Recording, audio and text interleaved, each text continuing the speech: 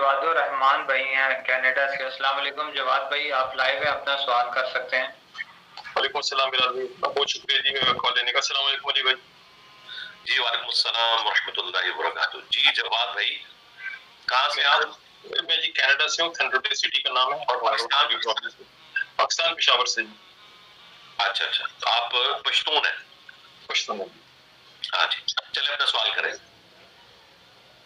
As a family head मैं भी काफी रिलीजियसली इंक्लाइंड हो चुका हूँ। ज़ाहिर है उम्र की स्टेज में हर बंदे को होश आ जाती है, लेकिन मेरी यहाँ पे कनाडा में सिस्टम ऐसा है कि यहाँ पे हर बंदा कहता है जी मेरी मर्जी है, मैं जिस तरह चाहूँ अपनी जिंदगी गुजारूँ, मुझे कोई रोके नहीं, मुझे कोई टोके नहीं। ये बात मुझे मेरी घर वालों की तरफ से भी होती है और मेरे बच्चों की तरफ से भी होती है।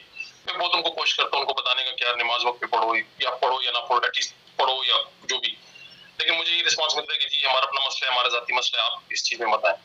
तो मैंने बेसिकली कहना छोड़ दिया, लेकिन मुझे हर वक्त जब भी मैं खुद नमाज पढ़ता हूँ मुझे गिल्ट होती है कि यार मेरे घर में मेरी वाइफ नमाज मिस करती है, कभी पढ़ती कभी नहीं पढ़ती, बच्चे मेरे उसी तरह करते हैं। तो मुझे जो एज घर का सरबराह जो मुझसे क़यामत के दिन पूछा जाएगा, मुझे गिल्ट है कि यार मैं उसके लिए क्या करूँ, या मैं बड़ी बच्ची 24 इयर्स की है, दूसरी जो है 19 की है, फिर 18 की है, और जो सबसे छोटी है वो 9 इयर्स की छोटी है वो, लेकिन 9 इयर्स वाली को तो मैं कर सकता हूँ।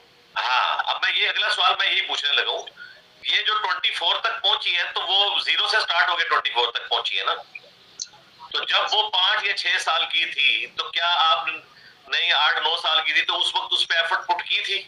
बहुत ज्यादा एफर्ट अली भाई, जब से मैं आज कर कराया था 15 साल पहले, तो उस वक्त से मैंने अपना बेसिकली किबला बिल्कुल दुरुस्त कर दिया। पढ़ती भी होगी, छोटी थी सब पढ़ती रही थी, सब पढ़ती रही जब तक कि वो 18-19 क्रॉस मैंने जब किया, जब यूनिवर्सिटीज में गई तो एकदम उनको जब अब आपका काम मुकम्मल हो गया, ठीक है।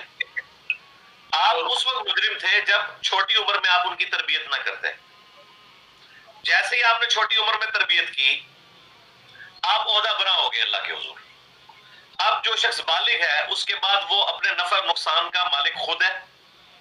आपकी जिम्मेदारी सिर्फ छोटी उम्र में उनको समझाने की थी जब तक कि वो बालिग ना हो जाए। जिस तरह वो अपने मामलात को बेहतर समझते हैं बाकी मामलात में, इसमें भी अगर वो समझेंगे तो वो कर लेंगे, अगर नहीं करेंगे तो आपके ऊपर कोई वबाल नहीं है, ठीक है, क्योंकि आपने अपना फर्ज पूरा कर लिया हुआ है, ठीक है।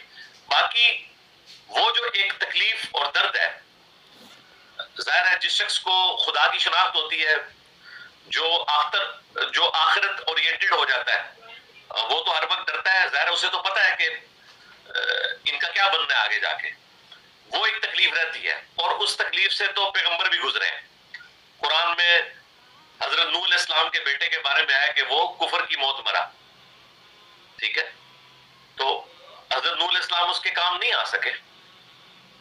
इसी तरीके से हजरत नूह अलैहिस्सलाम और लूत अलैहिस्सलाम दोनों की बीवियां काफरा थी। वो सूरह तहरीम में है कि वो नहीं काम आ सके उनके।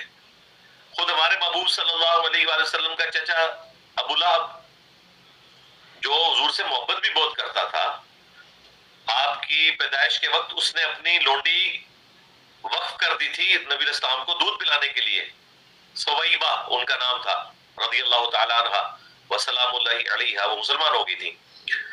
तो इस तरह वो मोहब्बत करता था, लेकिन रसूलुल्लाह का दुश्मन भी था, हक नहीं कबूल किया। नबी अलैहिस्सलाम की तो कभी ख्वाहिश नहीं थी कि वो कुफर की हालत में दुनिया से जाता, लेकिन हुआ ऐसे।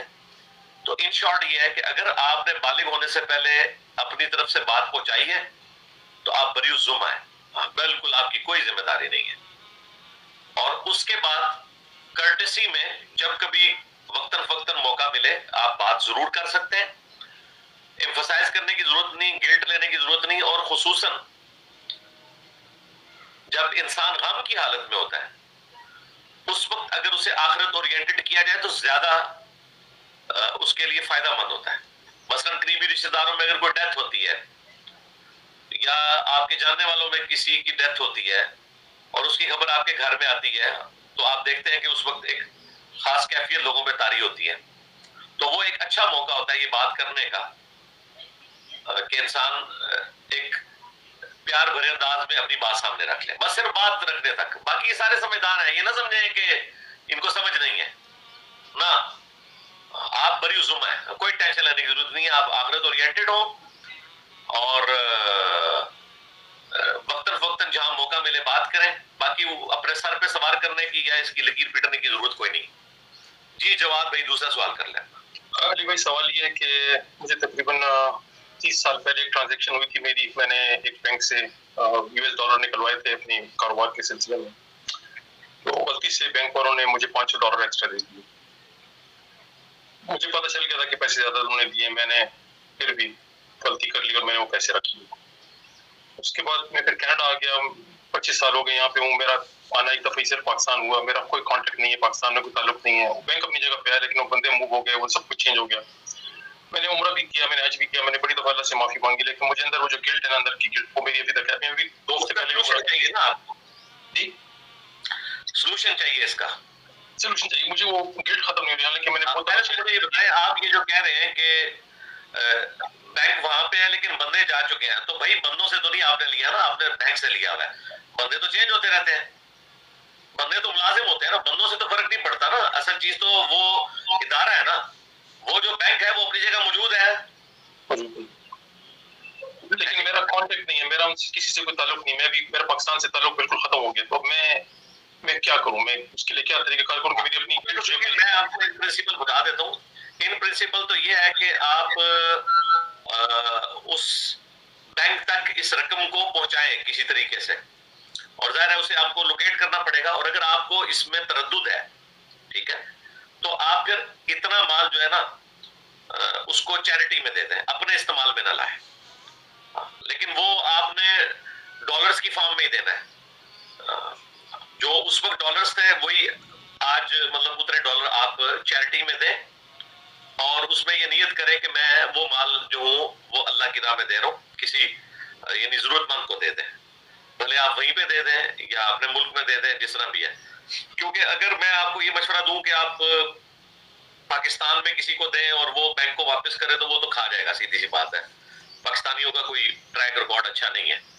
तो बेहतर यह है कि आप अपने हाथों से ही उसको चैरिटी में दें, तो इंशाल्लाह आपकी कंपनसेशन हो जाएगी।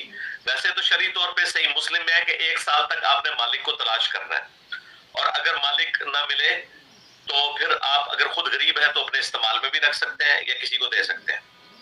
तो आपके केस में तो मालिक कोई एक तो है नहीं है, जाहिर है कि वो बैंक है, एक हो सकता है वो कई उसके अंदर पार्टनर हो उसके, और वो फिर बैंक भी यहाँ पाकिस्तान में प्राइवेट तो बिकते चले जाते हैं। अल्टीमेटली तो जाहिर है बहुत पुरानी बात आप कर रहे हैं। तो इन शॉर्ट ये है कि आप उतनी रकम चैरिटी में दे दें, और उस पे वही नियत करें कि मैं उसकी कंपनसेशन के लिए वो दे रहा हूँ, तो इंशाल्लाह ताला ये आपका गुनाह माफ है। अदरवाइज अगर आप ये एक्टिविटी नहीं करेंगे तो आपका गिल्ट बिल्कुल दुरुस्त है, क्योंकि हुकूकुल इबाद का जो मामला है ना, वो काबे में जाने से माफ नहीं होना, ना हज करने से माफ होना है, ये बिल्कुल क्लियर कट है। सही बुखारी में हदीस है कि जिसने किसी से कोई लेन देन का मामला करना है ना अल्लाह की मखलूक से, तो वो दुनिया में कर ले, आखिरत में उसे नेकियां देनी पड़ जाएगी। तो तौबा से ये चीजें माफ नहीं होती हैं। तौबा से वो गुनाह माफ होंगे जिनका ताल्लुक आपका और आपके रब के साथ है। जो हुकूकुल इबाद से मुतल्लिक चीजें हैं, वो चीजें आपने उन्हीं लोगों से माफ करवानी होगी। और जिस तरह का आपका कैटास्ट्रोफिक कंडीशन एक बन गई है, इस तरह के केसेस में अगर आपने किसी इंडिविजुअल से लिया होता और वो फौत हो गया होता और आप उसका कोई अता पता ना होता, तो फिर मैं आपसे कहता कि आप चैरिटी में दें, और इसकी नीयत ये करें कि उस शख्स को इसका सवाब मिले, ठीक है। इसमें भी आप चैरिटी में दें, और आप ये नियत करें कि उस बैंक का जो ऑनर है उसको इसका सवाब मिले। और अगर वो पब्लिक सेक्टर से है तो जो जो लोग उसके ऑनर हैं, बनते हैं, चाहे वो पाकिस्तान की अवाम बनती है या गवर्नमेंट बनती है, जिन जिन लोगों की कंट्रीब्यूशन है, मैं उन सब की तरफ से ये दे रहा हूं, तो इंशाल्लाह ताला इसकी कंपनसेशन हो जाएगी। ठीक हो गया।